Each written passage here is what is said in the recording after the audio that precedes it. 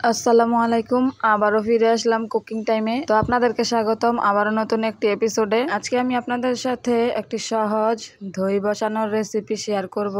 আমরা কিন্তু অনেক সময় দই খাই। দই খাওয়ার পর সেই হাঁড়ির মধ্যে কিন্তু আমরা চাইলেই দই বসিয়ে নিতে পারি একদম সহজভাবে। দেখুন, এখানে কিন্তু খাওয়ার পরে অনেকটাই দই রেখে দিয়েছি, অবশিষ্ট কিছু দই রেখে দিয়েছি। এখানে আমি দই বসাবো তাই। তারপর এই হাঁড়ির মধ্যে দুধটাকে আমি হালকা কুসুম গরম রেখে ঢেলে দিয়েছি। অবশ্যই দুধটা ভালো করে ঘন করে জাল দিয়ে নেবেন এবং স্বাদমতো চিনি দিয়ে নেবেন। তারপর আমি হালকা কুসুম গরম রেখে দুধটা আমি এই হাঁড়ির মধ্যে ঢেলে দিয়েছি এবং তারপর একটি স্ট্রেনারের সাহায্যে আমি দুধটার সাথে এই দইগুলো ভালো করে মিশিয়ে নিয়েছি।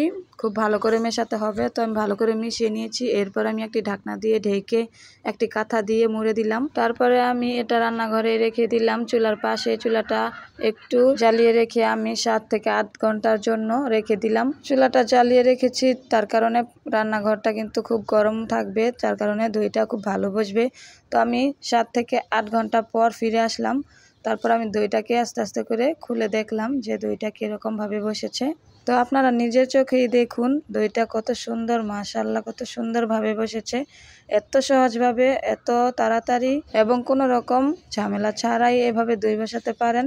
দেখুন দইটা কিন্তু একদমই পারফেক্ট হয়েছে, একটু নড়াচড়া করছে না। তো আপনারাও চাইলে এভাবে দই খাওয়ার পর যে হাঁড়িতে একটু দই রেখে ওই পাত্রের মধ্যেই কিন্তু আবার দই বসিয়ে দিতে পারবেন এভাবে। আমার ভিডিওটি ভালো লাগলে লাইক, কমেন্ট, শেয়ার করবেন এবং এমন আরও ভিডিও পেতে চ্যানেলটি সাবস্ক্রাইব করবেন। তো কেমন লাগলো আজকে আমার এই রেসিপিটি? অবশ্যই এই রেসিপিটি যদি ফলো করেন তাহলে কিন্তু অবশ্যই আমার ভিডিওর মধ্যে আমি যা যা বলেছি অবশ্যই সেই কাজগুলো করবেন। দুধটা ভালো করে জাল করে নেবেন, একটু ঘন করে। আমি এখানে 1 কেজি দুধ আধা কেজি করে জাল করে নিয়েছি এবং আমি আমার স্বাদমতো চিনি দিয়ে নিয়েছি। আপনারা আপনাদের স্বাদমতো চিনি দিয়ে নেবেন। তো এখন আমি দইটাকে পরিবেশন করব। দেখুন এখানে আমি দইটাকে পরিবেশন করছি। আমি কিন্তু দইটা ফ্রিজে রাখিনি, যার কারণে একটু গলে গলে যাচ্ছিল। তা আমার মেয়ে খাওয়ার জন্য বায়না করতেছে, তাই আমি ফ্রিজে না রেখেই তাকে দিয়ে দিচ্ছি। তো ফ্রিজে রাখলে কিন্তু দইটা আরও ভালোভাবে বসে যাবে। কিন্তু দেখতেই বোঝা যাচ্ছে দইটা কত পারফেক্টভাবে হয়েছে।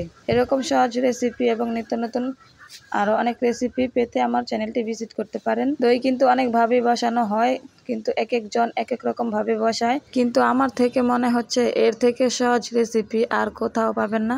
এটাই হচ্ছে সব থেকে সহজ উপায় দই বসানোর জন্য।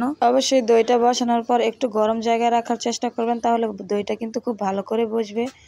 আমি এখানে চুলার আঁচটা একদম লোতে রেখে আমি তারপর রেখে দিয়েছি 7 থেকে 8 ঘন্টার জন্য। ভিডিওটি কেমন লাগলো অবশ্যই কমেন্ট করে জানাবেন। তো আজকে এই পর্যন্তই, আবারও দেখা হবে অন্য কোনো নতুন ভিডিওতে। এ পর্যন্ত সবাই ভালো থাকবেন এবং নিত্য নতুন ভিডিও দেখবেন।